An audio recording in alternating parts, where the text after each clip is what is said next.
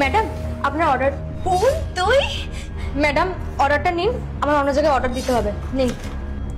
আরে বোন তুই আমাকে ইগনোর করছিস কেন? তোর লজ্জা লাগছে না? তুই আমাকে জিজ্ঞেস করছিস আমি ইগনোর কেন করছিস? তুই কি কাজ করেছিলিস? আমাকে ছেড়ে, বাবাকে ছেড়ে, পুরো ফ্যামিলিকে ছেড়ে তুই একটা ছেলের হাত ধরে পালিয়ে এসেছিস। ছি বোন, আমি ওকে ভালোবাসতাম তাই ওকে বিয়ে করেছি। আর বিশ্বাস কর ও খুব ভালো।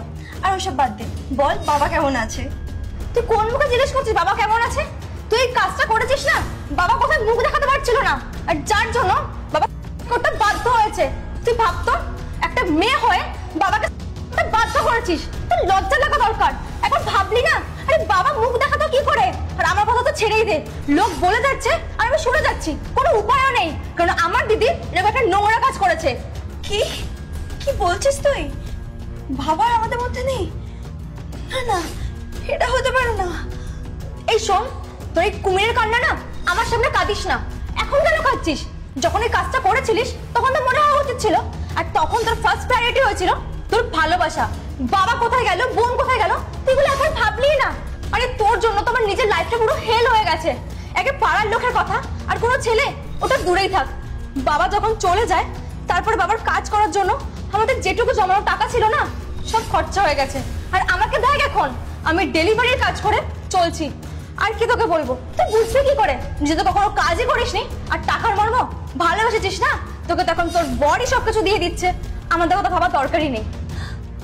দেখ, যেটা হবার হয়ে গেছে, এখন আমাদের কোনো অপশন নেই। তুই ভেতরে আয়। না, তোর এই বাড়িতে না আমি কোনো দিনও যাবো না। তুই ভেতরে আয় তো। বস বস বলছি। তোরা হয়তো ভাবছিস আমি কোনো ভুল মানুষকে বিয়ে করেছি, কিন্তু একদমই না। ও খুব ভালো মানুষ, ও আমার খুব কেয়ার করে, কোনো কিছুর কমতি রাখে না জানিস। আর ওখান থেকে চলে আসার পর আমার পড়াশোনাটা কমপ্লিট করেছে। আর জানিস আমি এখন একটা ভালো জব করছি।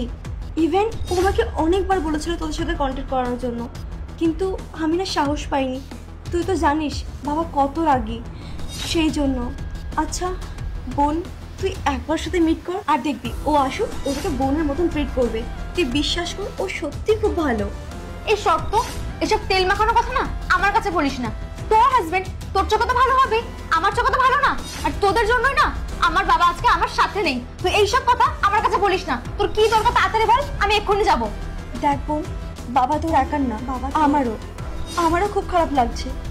আমি কখনো ভেবে উঠতে পারিনি বাবা এরকম একটা স্টেপ নেবে। আর বিশ্বাস কর, শুভ সত্যি খুব ভালো। তুই ওকে একবার দেখ, ও তোকে দেখলে খুব খুশি হবে। দেখ দিদি, তুই শুধু